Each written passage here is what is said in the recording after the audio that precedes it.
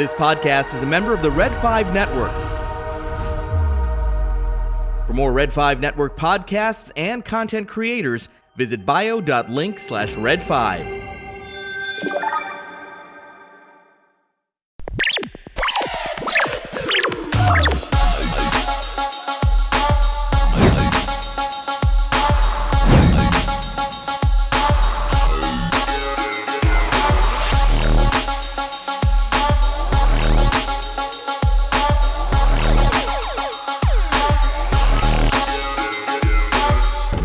This station is now the ultimate power in the universe.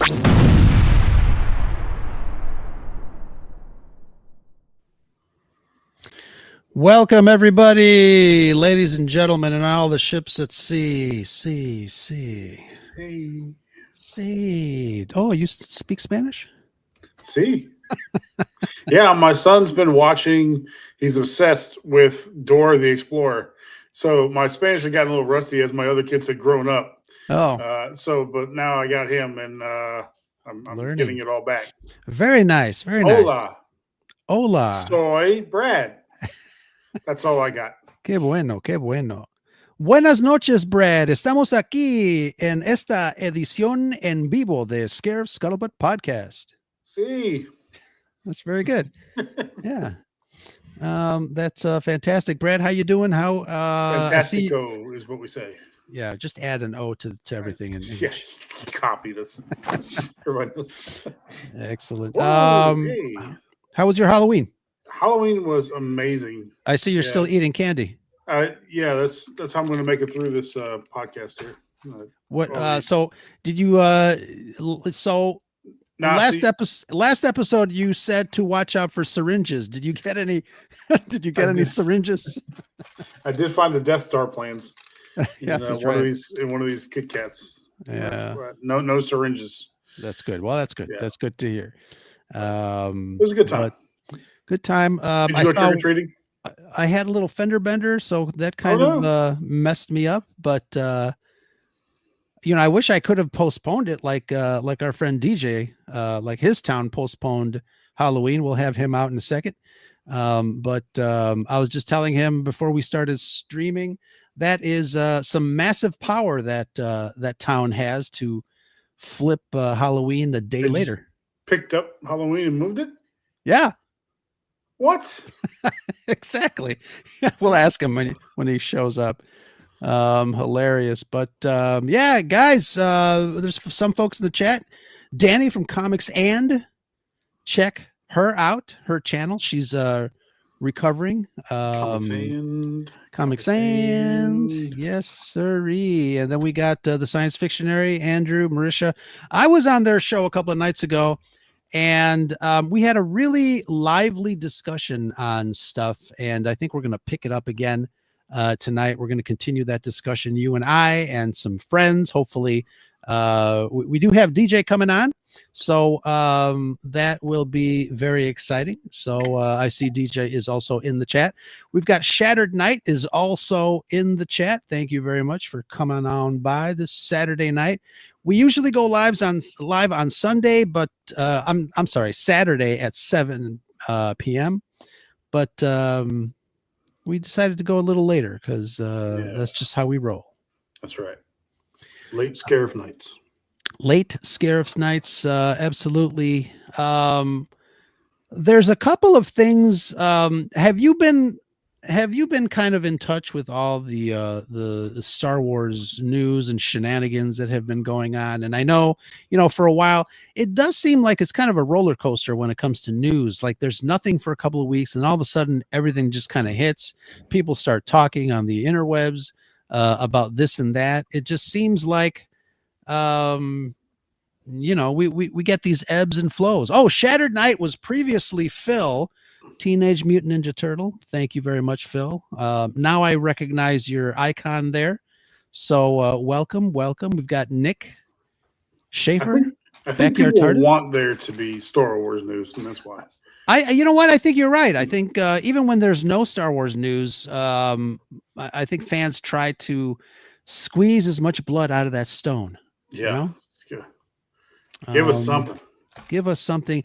But that goes to show you that, whatever it is that you think about the franchise at this moment, what does You that slay. say? You slay.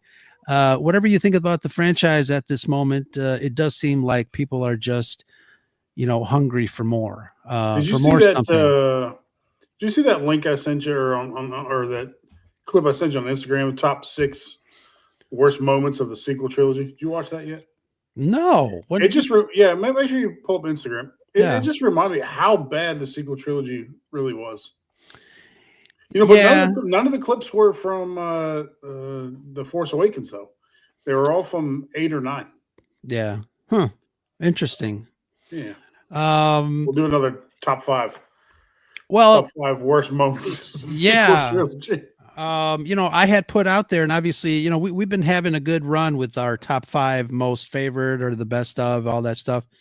You had on yesterday's Halloween show, you had asked me to put out a feeler out there to see if anybody wanted to suggest another top 5, and I think we got 1 or 2 good ones. I promised if we pick one, I would send some Scarif sticker swag to the person that suggested it. And I think we got 1 or 2. One for sure.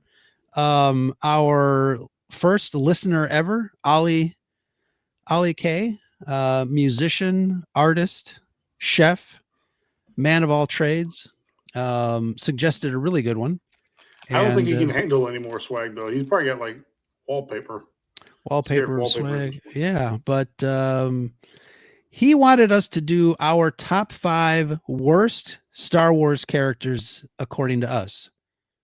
And I think that's a good one. I think I like that. What do you think?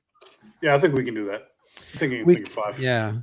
But here's another thing. I mean, I think the last couple of shows, I've learned a lot from you, whether it's TV, and next week I'm putting together the last show that we did, our top 5 favorite sci-fi fantasy television series.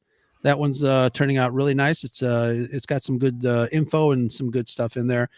But I told you last time that it seems like when we do these lists, we get to know each other a little more, because we're not talking about Star Wars so much, but we're talking about other movies, and it gives us a little insight as to what our likes are, what our dislikes, and I kind of like that. It's after what, 5 years of podcasting, we're still getting to know each other. That's fantastic. I thought you were pretty one-dimensional. I thought all you liked was Star Wars. Yeah, and pseudo-intellectual Star Wars. Pseudo-intellectual Star Wars. Absolutely, yeah. There's some more people coming into the chat. Loki Jarson, thank you very much. Jameson Horton. I had actually repressed Admiral Haldo. Yeah.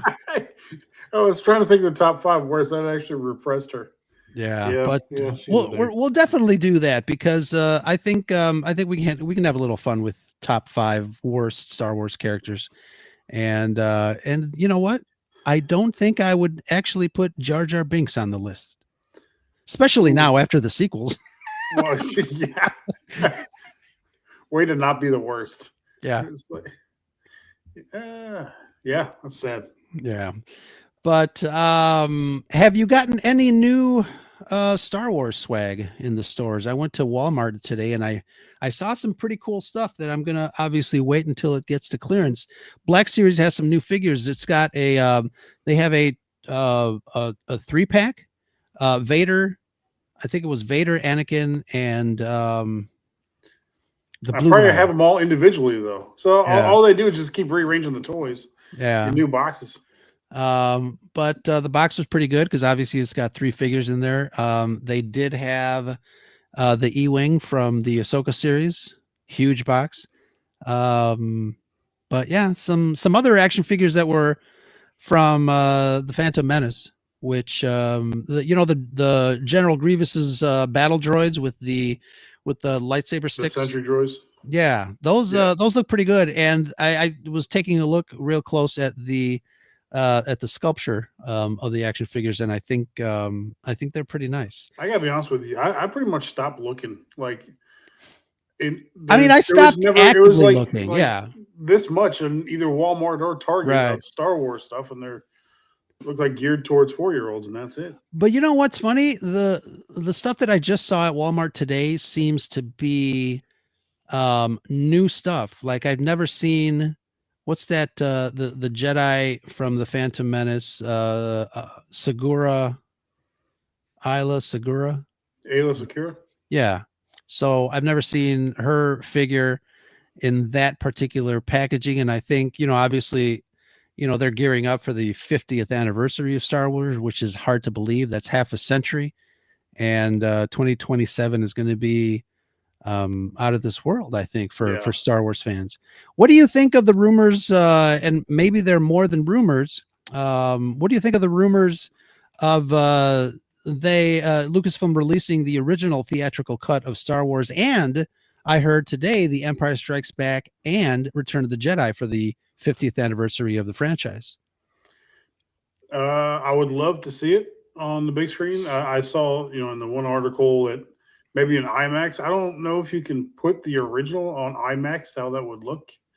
I don't know if it would hold up in IMAX. I could be wrong on that. I think a regular big screen, I think that'd be really awesome to see. Obviously, I was only able to see Return of the Jedi when they first came out. Sure. So yeah, it'd be nice to see that.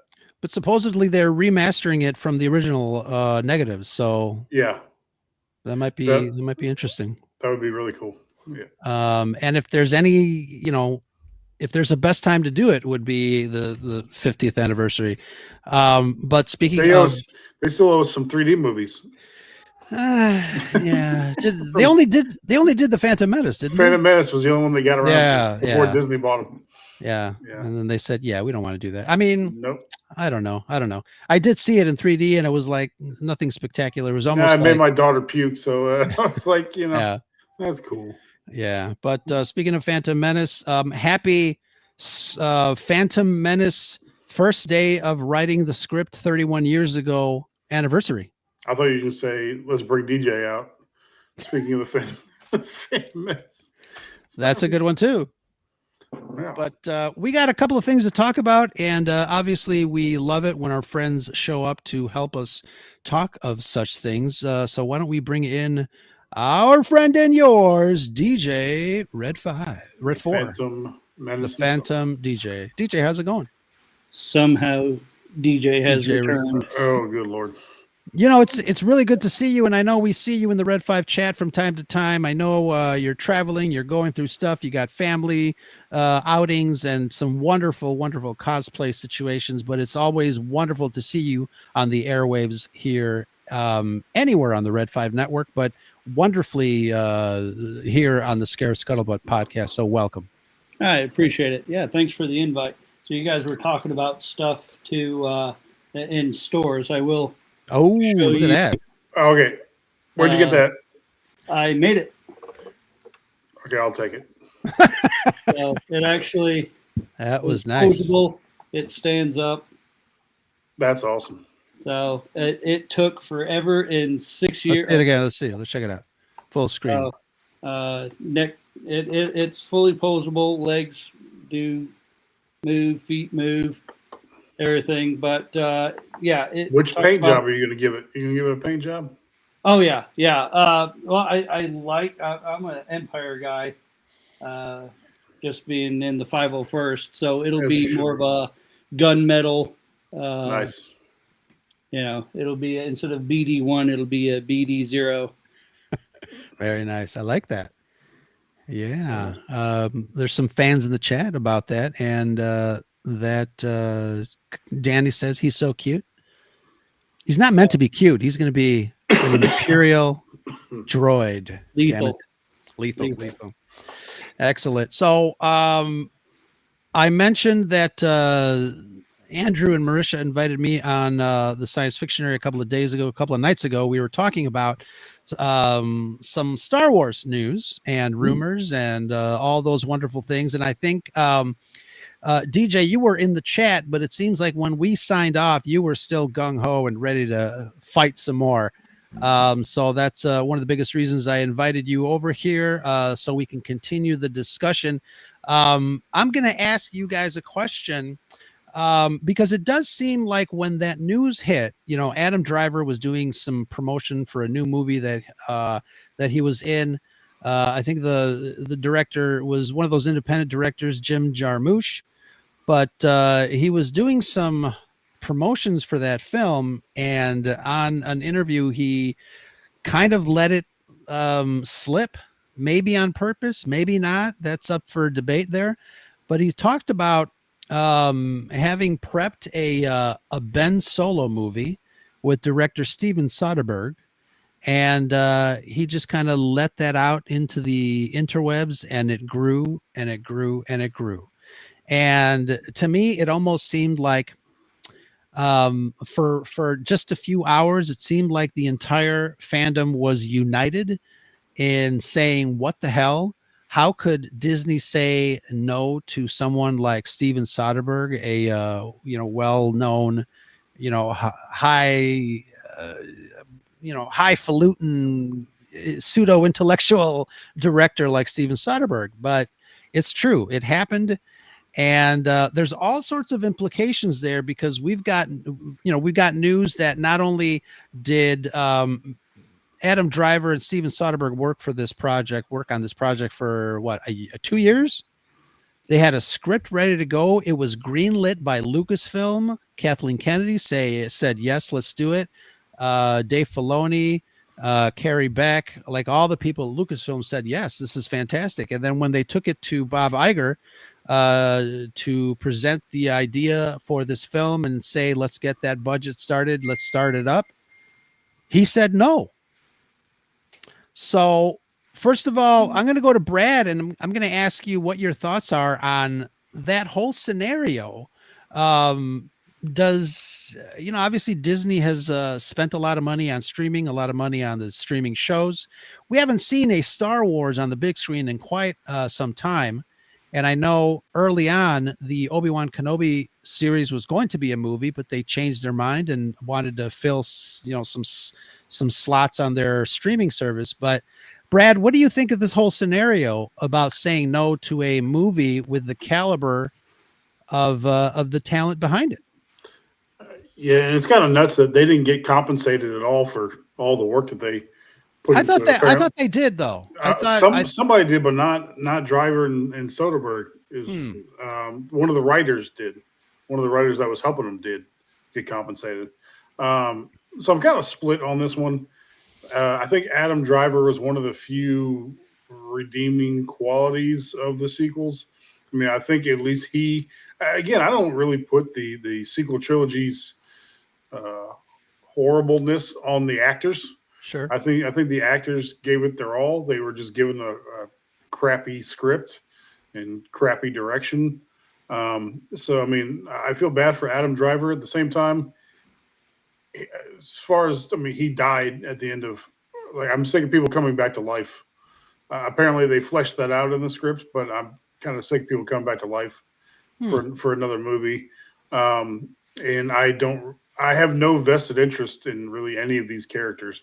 So it sucks that they put all this work into it and it went nowhere, especially they're sort of at the finish line of the starting line.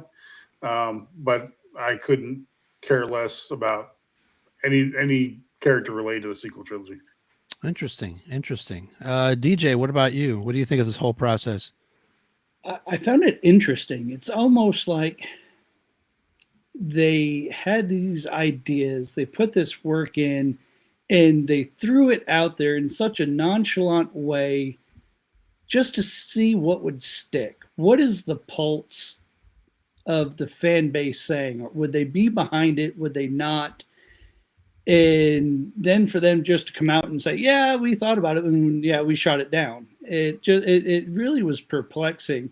I can understand the, throw the spaghetti and see what lands, but then to quickly follow up and say, yeah, why even release it then? Why give us that little nugget? And as rabid of fans as we are for Star Wars, we all love a redemption story. Star Wars is full of them.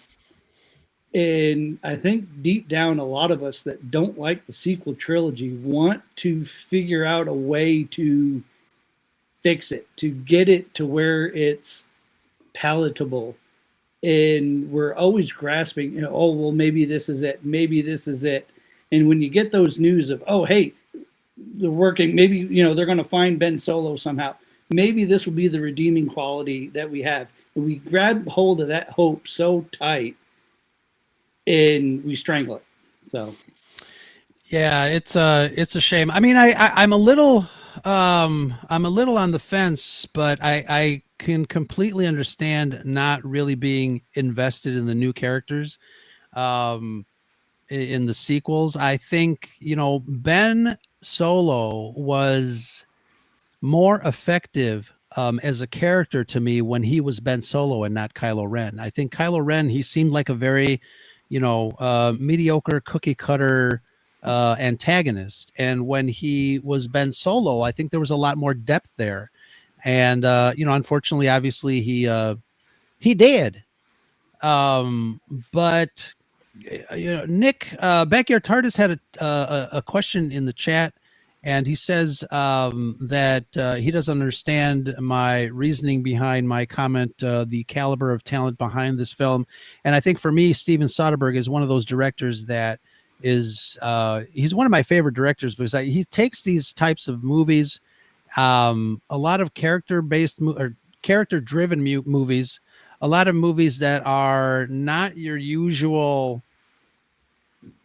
genre type movies. There's a brand new movie that he did called Presence, which I just finished, and it was very different. I think he's not afraid to take these scripts with a different take on something that is known and kind of flip it on its end. And I'm going to say this half tongue in cheek. He subverts expectations, but the right way.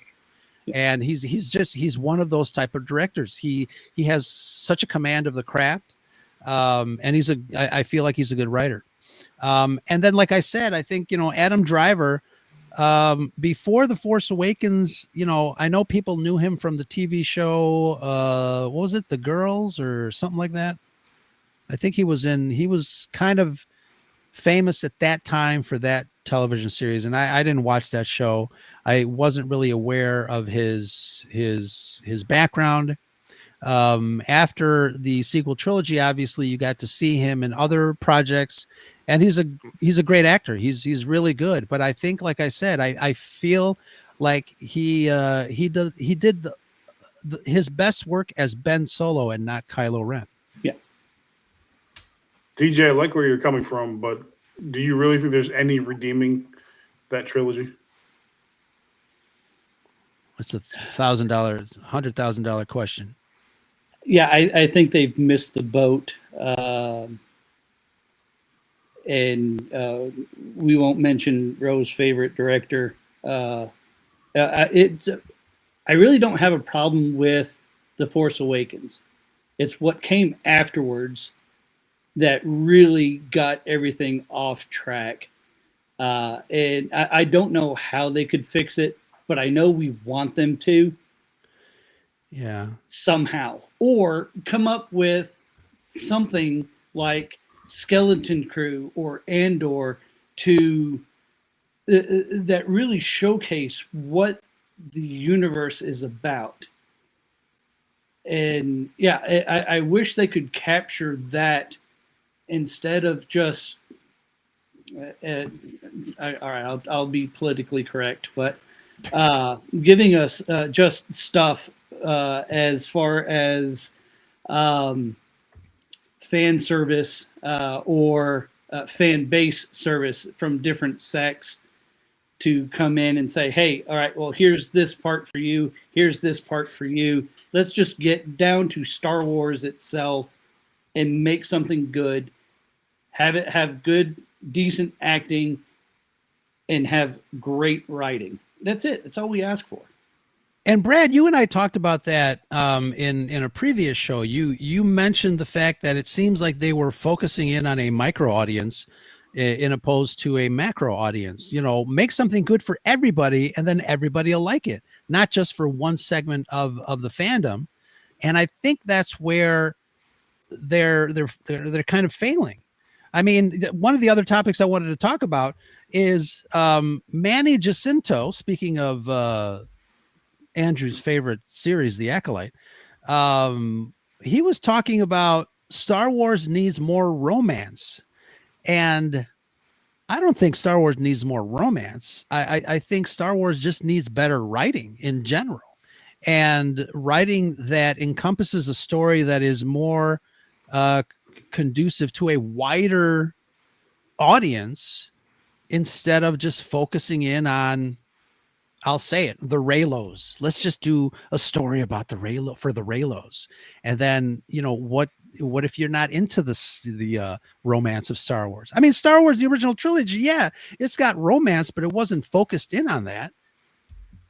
I mean, it happened organically, like with with Empire Strikes Back, and they didn't force that. And if I were to read into his words, he's probably suggesting a lot more than just simple romance. He's probably talking about I don't want to get into it, but I think their focus groups are too focused on a small audience, and giving them what they want. It's no, it should be. I mean, if the characters, I don't know. No, I'm at a loss for words. They don't know what Star Wars is anymore. It's nuts. I have a feeling that you're right. I think, we're not in the boardroom. We're not in the halls of Lucasfilm knowing every little detail. We can only extrapolate from what things, how things happen. Here's a question too, because it's something that I was listening to Jimmy Mack on Rebel Force Radio, and they were talking about this a little bit, and I wanted to get your take.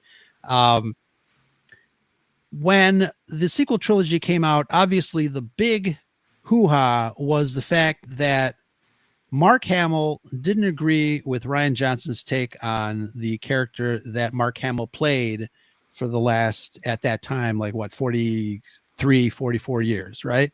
So he didn't agree with that take. He did it. He's a professional, even though he disagreed with it. He did it. He performed it. It is what it is. A lot of people got on fans' backs because we gave Mark Hamill too much credit for taking the responsibility of that character when that character really didn't belong to him. It belonged to whoever, George Lucas, Disney at this moment, Rian Johnson for writing a movie with him in it, whoever. But that was kind of the play that Lucasfilm was kind of setting the stage for in the sequel trilogy. Now, post sequel trilogy, it seems like, and this is something that I heard within the industry, that Kathleen Kennedy has been reaching out to the actors that play these roles in order for the actors to take an active role in developing new projects for Star Wars. I take you have the example of Ewan McGregor. They connected. Ewan McGregor suggested, a story for a Ben Kenobi movie. Obviously, we know how that ended up. You've got Daisy Ridley, who did the same thing. So now supposedly they're working on a movie for her. And the same thing goes with, the Ben Solo situation. I mean, I can see Kathleen Kennedy reaching out to Adam Driver and saying, we'd like to do something else. What else do you got? So, Adam Driver with his connections, I think he worked with Steven Soderbergh on another film a couple of years ago, and got together and said, let's see if we can, work something out. Do you guys feel like that is kind of evidentiary activities that Kathleen Kennedy may be stepping away from what she did or what she allowed to happen with Mark Hamill and Ryan Johnson, and now is actually reaching out to these other actors and saying, you know the character better than anybody else. What do you have? Do you guys think that's a shift in the climate of Disney or Lucasfilm, really, in this case? I think so. I think they know they screwed up, and they themselves are looking. Well, Star Wars is such a money maker between all the merchandising and all the tie-ins that go with it, subscribers to Disney Plus and whatnot. So they need to figure out a way to right the ship. So one of those ways is, all right, well, this stunk. How can we go back and fix it? What went wrong? Well, they didn't listen to the main actor that epitomized this role. Everyone knows who Luke Skywalker is.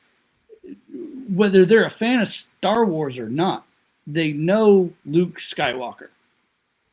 So how do you not listen to that actor that has had years and years and years in this role? And just do it the way that we wrote it, and it'll be fine. And he's sitting over there.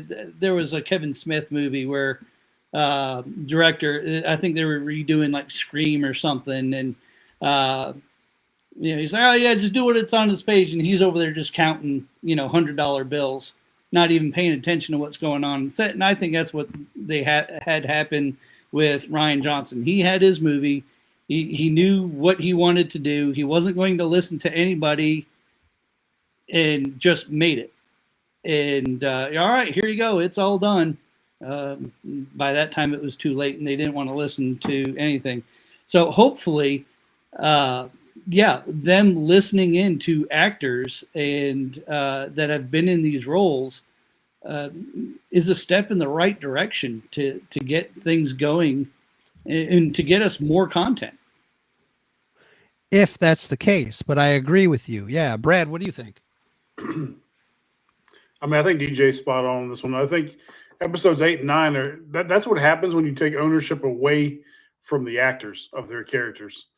Some of the best lines, some of the best moments in movie history, not just Star Wars, but have come from improv, ad-libbing from the characters, from the actors who knew their characters so well that they're like, Han Solo saying, I know, instead of I love you. Mm-hmm. Jack Nicholson is big for this. He knows his character so well.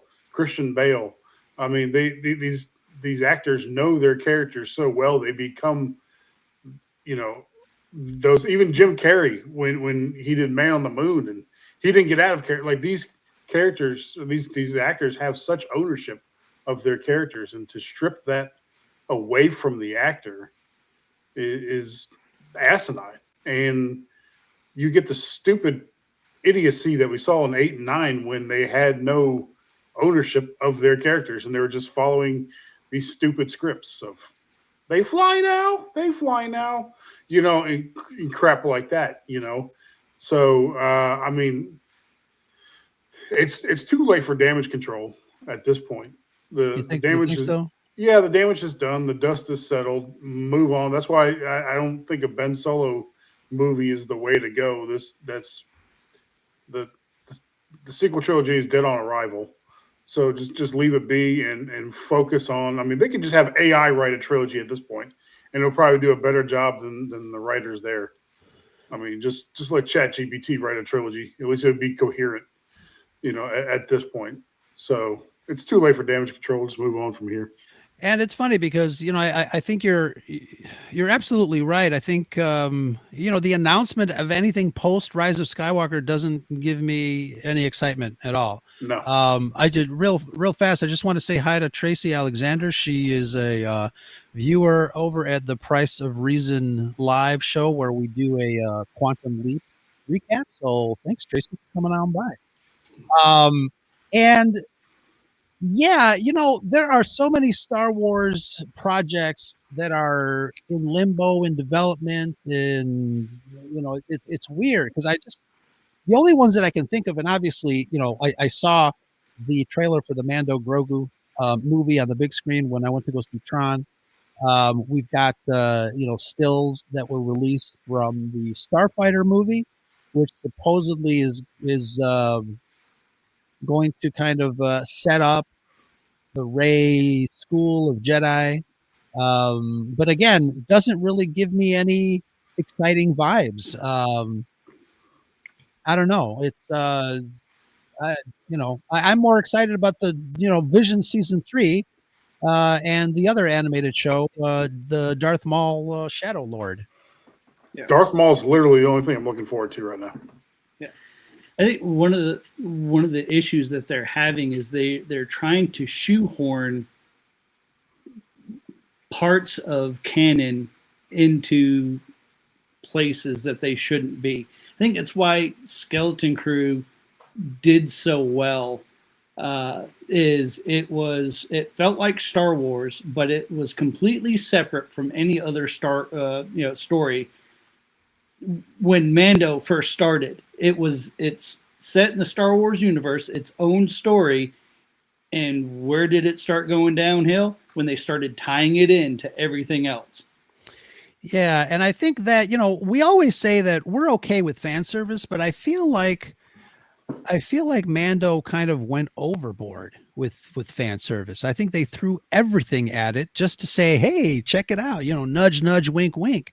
And I think they opted for doing that more and sacrificed story structure. What are you talking about? That Luke Skywalker scene is literally the best scene out of the entire series. Yes, but I think, that's one aspect where I think, when the tail end of that episode came on and I realized that they were hinting at maybe it could be Luke Skywalker arriving on that space station, whatever, I didn't think they were going to do it. I didn't think they had the cojones to bring Luke Skywalker in on the small screen the way they did.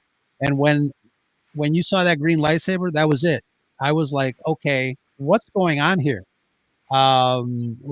Somebody grew a pair and put Luke Skywalker in the way he should have been placed, because you can't have the story without Luke Skywalker. And then, I feel the same way about, Grand Admiral Thrawn in the Ahsoka series. He's going to come back to our known galaxy and try to take over or do whatever the hell he's going to do. Where is Luke Skywalker? Where is Leia during all this? They are the ones that are supposedly, in charge of drumming up support for a new republic. Why aren't they involved? Obviously, Ahsoka season 2 is coming in, mid 2026. We don't know what the story is, but we'll see. I don't know. They should have immediately pivoted at that point, seeing how popular that was. Yeah. And just focused on Luke Skywalker. And he could have just babysat the little Yoda and gone from there and just pivot off Mandalorian altogether. Like, it just got worse and worse after that. Yeah. So, Loki obviously mentions key jangling. The other thing too that I kind of feel that this might also take place a little bit. Obviously Disney bought Lucasfilm for $4.2 billion, and I feel like there's somebody. I think I was reading somewhere that even though Disney bought Lucasfilm and Star Wars and everything that it encompasses, that still, if I buy an R2-D2 action figure from the original trilogy, that some of that still goes to George because he was smart enough to at least keep a portion of sales of that. So if you bring in and Luke Skywalker becomes even more popular than he ever was before, because obviously, Obi-Wan said it in the original trilogy, if you strike me down, I will become more powerful than you can possibly imagine at the store. But I have a feeling that they don't want to do it. And I think it's the same reason that they created, the Disneyland parks with New Republic stuff rather than the OT, because they just didn't want to go back to old Star Wars. They They wanted make characters that we give a shit about, right. which you can't do without a solid backstory and a solid trajectory for an entire. They can't even, I don't know. They can't even get an entire movie, but much less a trilogy. Welcome, Junkman. Thanks for stopping by. But yeah, it's I don't know. I think a lot of factors go into feeling the way we do about Star Wars nowadays. But I'm kind of hoping that this is tail end of the growing pains. I think as much as I'm not looking forward to a Starfighter movie, I think who knows, it might be okay. We'll see what happens with Mando and Grogu. It's definitely going to make money because they only spend $166 million on it, and I'm sure that it'll make what, 243 at least.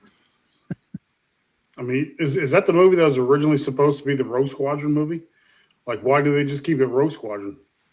No, I think Rogue Squadron is kind of still up in the air. I think they said they're going to make. Yeah, she left and then she came back, and then it's now still in development.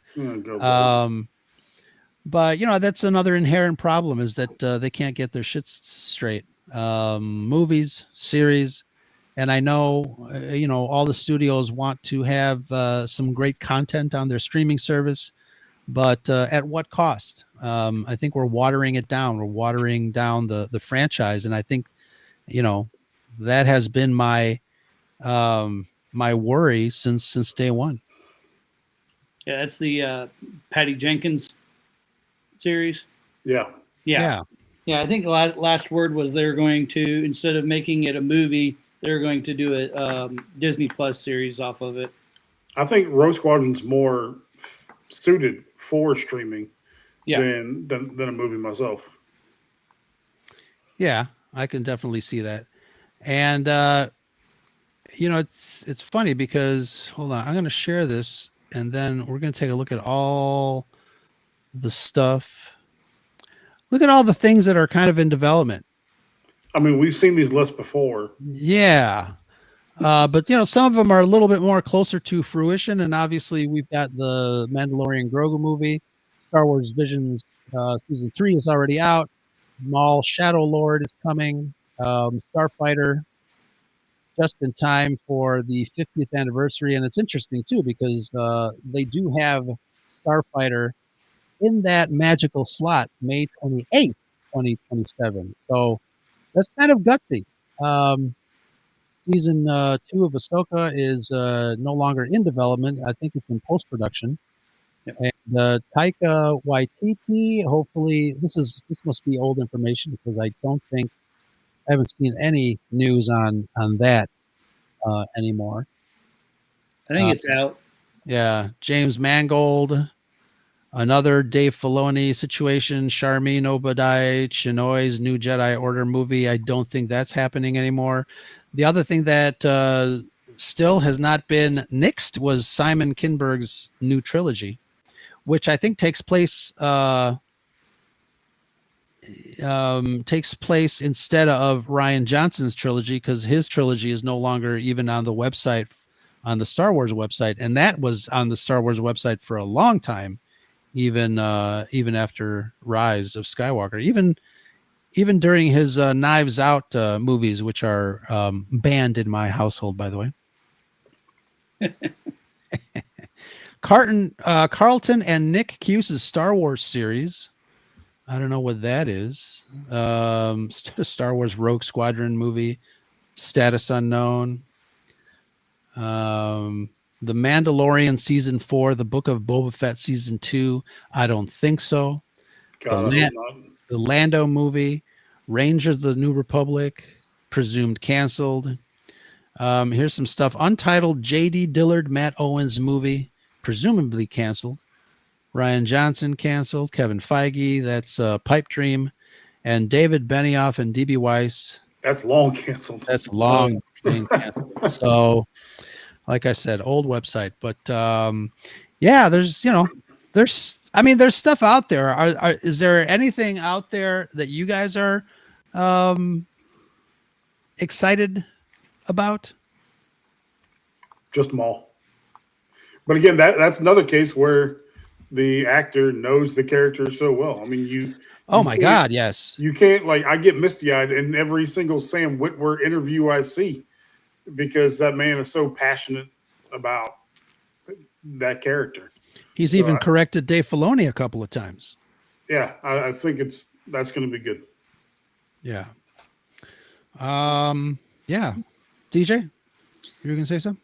Well, I'm always willing to give things a shot. I was willing to give Acolyte a shot to start with, and that went downhill very quickly. Sure. So I'll watch at least. But it was the second most watched series on Disney Plus at the time, according to everybody on the internet. And of course it was, because we were all curious. But did you see that? Did you see that diagram? It went boom. Yeah, straight down. But Starfighter sounds interesting. I really hope that they don't try to push it too much into another sequel or sequel trilogy or whatever you want to call that. Just make it good Star Wars and make it fun to watch, and people will watch it. Write it well, and so that one, Patty Jenkins series, I would like to see. I know that she has a lot of passion for the subject. Sure. So hopefully they stick with the series, because I think it would do well. But other than that, yeah, not really. I'm kind of over the Mandalorian stuff. It is funny though, because I think I got over it when they started to really lean heavy into Grogu, because at that point I'm like, what is the end game for Grogu? What can he do? That species lives for hundreds and hundreds and hundreds of years. When are we going to get an adult, species of that character? Mandalorian is going to be babysitting him for at least 300 years. So I don't know where they're going. I don't know what the end game is for that character. I don't get it. You see him in the movie. Like I told you guys, I went to go see Tron, and some of the shots in the Mando Grogu movie on the big screen looked fabulous. But then you got little Grogu crawling around in the sewer, like the dirty puppet he is. And then you get reminded. Then you get reminded it's a TV show. I think what they should have done is they should have made a season 2 Ahsoka movie or series, because I think that's where you really need the money, the budget for the big screen. If you're going to tell a story about, Grand Admiral Thrawn, and if you're going to bring in, elements from the original, or at least even the rebooted Thrawn trilogy, I think that's where you needed to focus your attention on.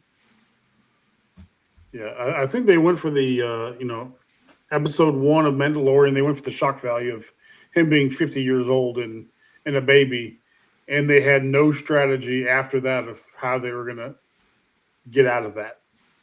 Like, oh, you're looking for a 50-year-old, and it turns out to be a baby. Yeah. I think that was good for shock value for episode 1, and I don't think they thought it through after that, how they're going to grow this thing up. But the timeline doesn't make any sense whatsoever. To be of Yoda's statue at 900 and he's 50. Sure. It's just still a baby. It doesn't make any sense. I mean, everybody is saying that, they would have to craft a story that's, a couple hundred years in the future. But it just seems like a strange decision. Yeah. Well, they would have to kill him off, because he's not in the sequel trilogy. I mean, if the species goes to 900 years, then he'd still be around for the sequel trilogy, and you got nothing. He died young. So, how long did Yoda say he had been training Jedi in Return of the Jedi? Over 900 years, 800 years. Oh, for 800 years, right? Yeah. Which means he started training at 100, and this thing is 50. So that doesn't make any sense at all. Danny's got some insight from Brian, who obviously worked on the Ahsoka show. Brian said that their plan was accelerated aging at a certain point, and which would say that perhaps When's that? he's a clone, and I mean that kind of would make sense. Sure. Kind of like that movie Big with Tom Hanks. Right. Go to bed and you're wearing your, underdog. So we need a Zoltan here to fix this. Yeah. Well, Loki's got an interesting comment. He says Din is definitely dead after the movie, and I kind of agree. I think Din Djarin, the Mandalorian, might have used up his popularity and his function, and it might actually make sense for him to die in the movie. One, I don't think Pedro Pascal wants to be under the mask for longer than he has to, but I feel like something major is going to happen in the movie that will allow his character to either sacrifice himself or die. And I mean, that might be kind of the punctuation, the end mark for a ride that that started with Mandalorian season 1, and this was his journey, and that's it. Call it a day. I wouldn't have a problem with that. And he would have accomplished what? Well, then therein lies the rub. Again, what I think it would have to do with Grogu. Obviously, he delivered Grogu to Luke Skywalker, and Luke told him to ship off. So that was kind of a failed attempt. But I don't know. Something's I don't even know what the story is for the Mando Grogu movie. You've got muscular Jabba the Hutt and creatures like what the hell?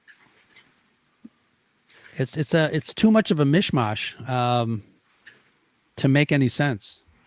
It's the way that they ended season 3. I mean, you had so many plot lines that they to stuff into 10 pounds of plot lines in a 5-pound bag. Yeah. And it's like, how in the world are you going to resolve all this? And then you look at the trailer and you're like, well, how does even any of this fit in? And I don't know. They're getting ChatGPT and 6 other AI apps to write it, and then they try to combine them all to make it make some sort of sense, and it just doesn't work. Yeah. Yes, I think it's time to give up on the notion that Filoni's the savior of Star Wars at this point. Yeah, and that was kind of the prevailing thought for a while. I gave that up probably 2 years ago,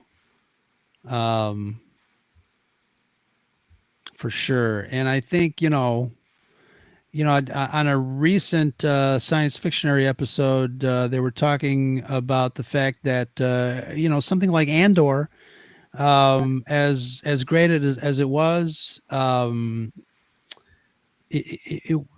Andor was kind of the unicorn in the field of all Star Wars projects.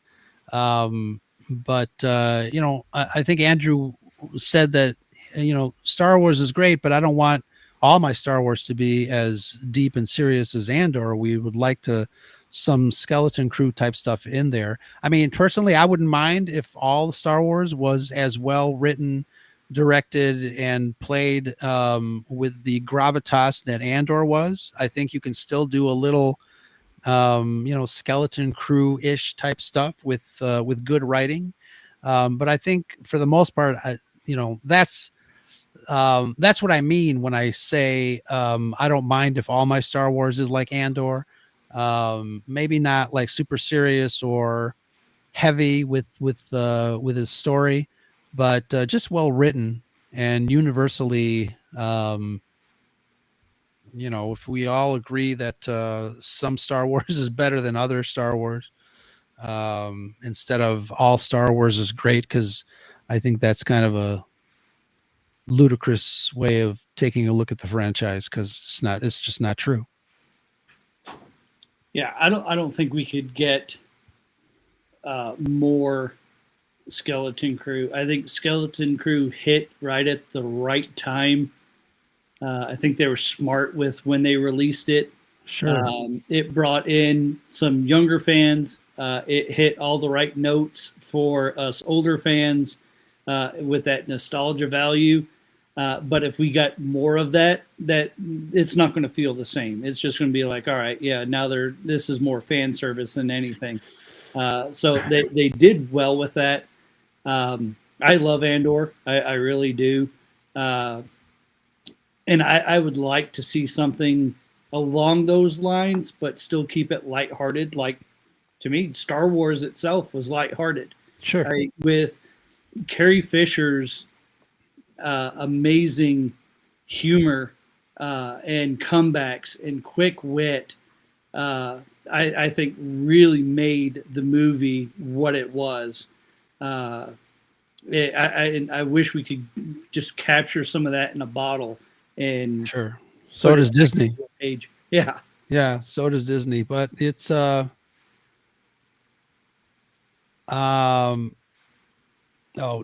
comments, still waiting for Disney to willow the Acolyte.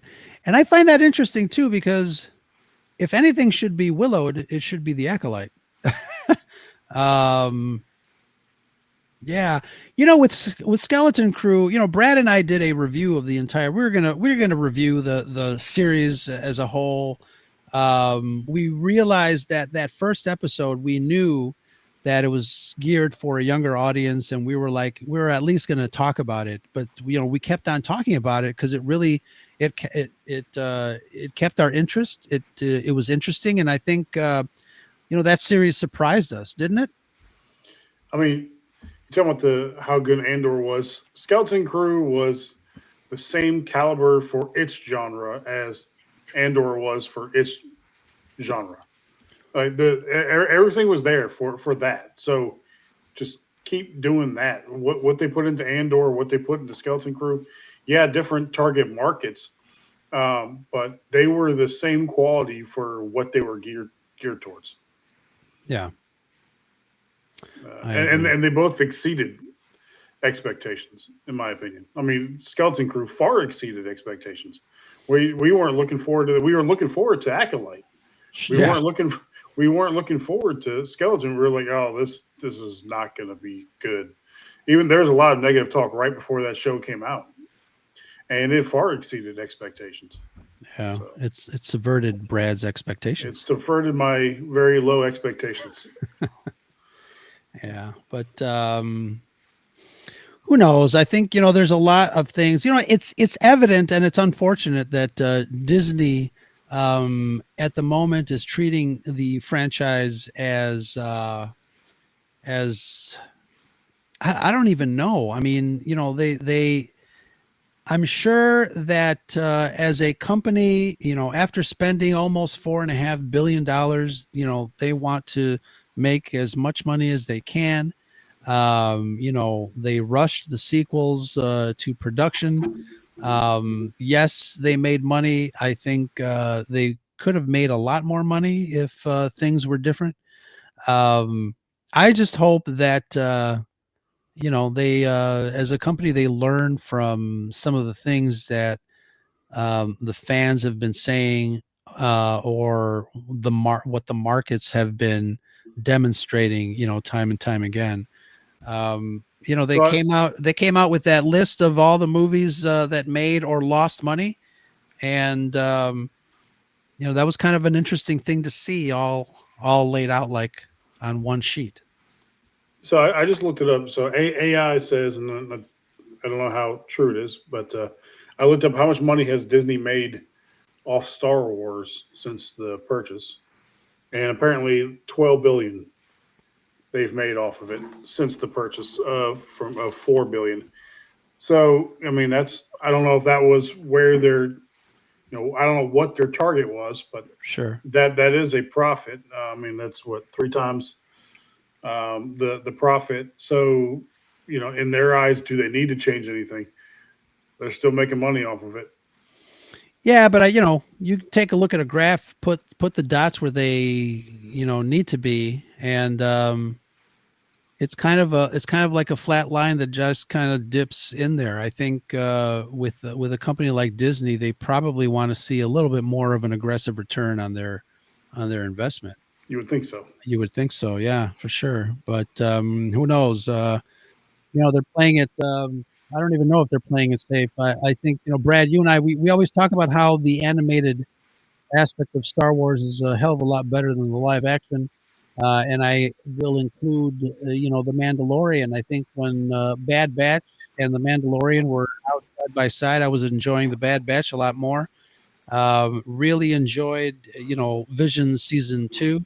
I haven't dove into season 3 yet, but I think the animation world for Star Wars really is hitting a high note. And really has been consistent, but I think they need to bring that over to the live action. Because that's not going to make them money, though. Right, exactly. But at least there's they got to bring that talent over to live action. So I don't know. Steve says he saw a 30 billion figure. If that's the case, I'd be surprised if they made that much.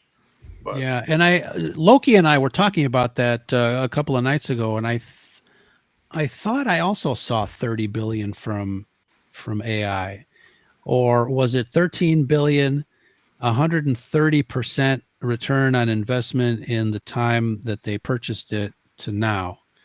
But who knows? We should find an investor and bring him in and talk business. Yeah. Star Wars Steve says, OMG Visions 3, man. Whatever that means, but I think he liked it. My favorite pseudo news are all the ones that come out every couple months of George Lucas is going to direct a Star Wars movie. Right. He's coming back. Who's not going to touch Star Wars is Lucas. Is George Lucas. Right. Yeah. I mean, he's laughing all the way. He's fine. He's good. He's retired from. He's from done. All this. Right. Hey, I posted that the other day. Just let him eat his Chicago dog. And that's the most wishful thinking. Yeah. He's not coming back.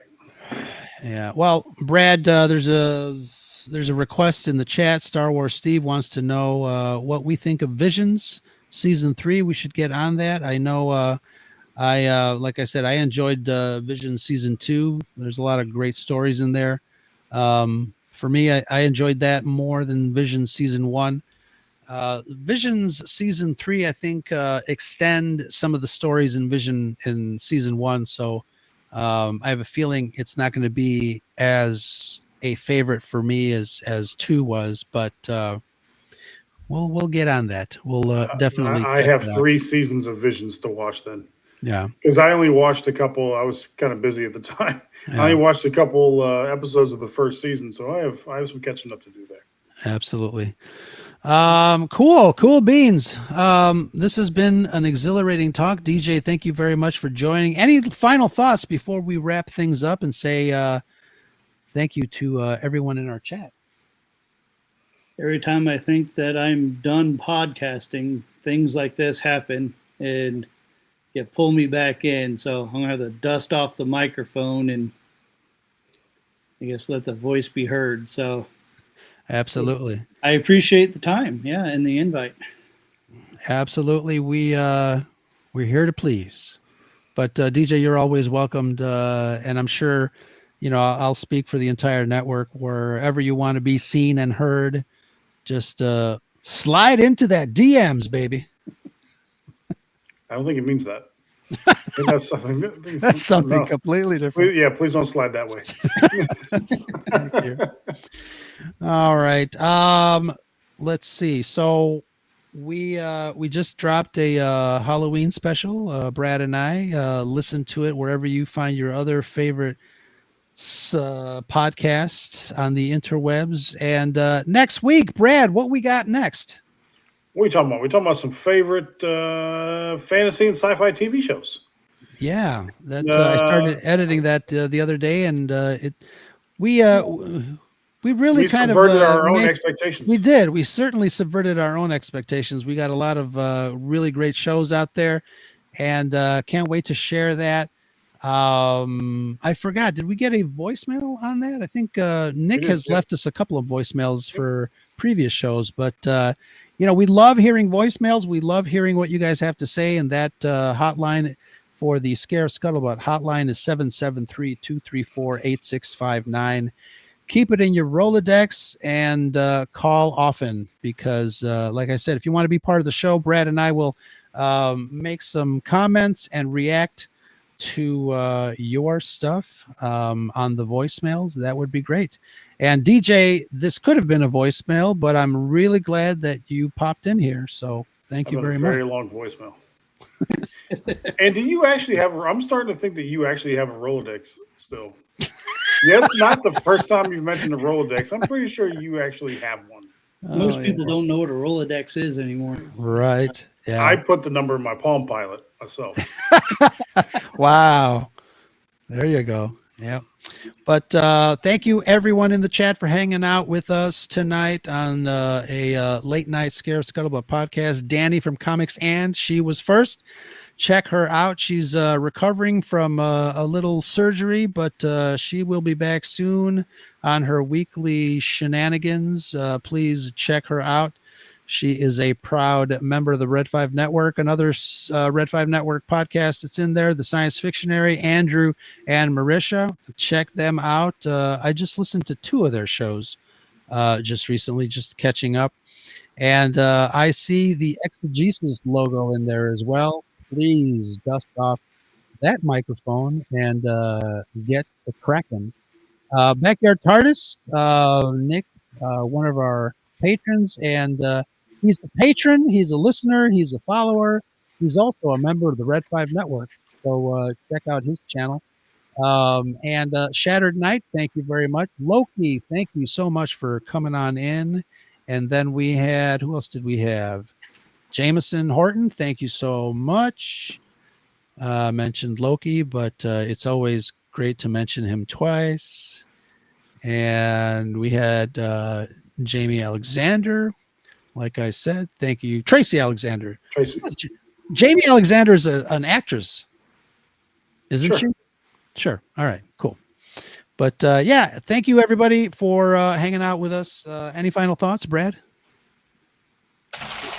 Enjoy your Halloween candy responsibly. Oh my God. And put it in your Rolodex. That's right. All right, folks. Remember to check out the rest of the Red 5 Network over at bio.link/Red5 or look on the interwebs. If you see a big Red 5, you'll see the Red 5 Network. Until next time, we'll see you guys next week. We're dropping another episode, like Brad said, on Thursday. And Cam, Ray, and I have an idea for a giveaway, and we'll announce that next week. That'll be a lot of fun, but it requires audience participation. So we'll announce that next week, and we're going to give away a lot of stuff. So thank you so much. Yeah, follow us everywhere, and subvert some expectations, as Andrew says. Thank you, guys. Talk to you later. Brad, final call? McClunky. There you go. Thank you, GJ. Thank you, chat. Thank you, Brad. And thank you, Father Halloween. Is that a thing? No. Sure. Why not? Slide into my DMs.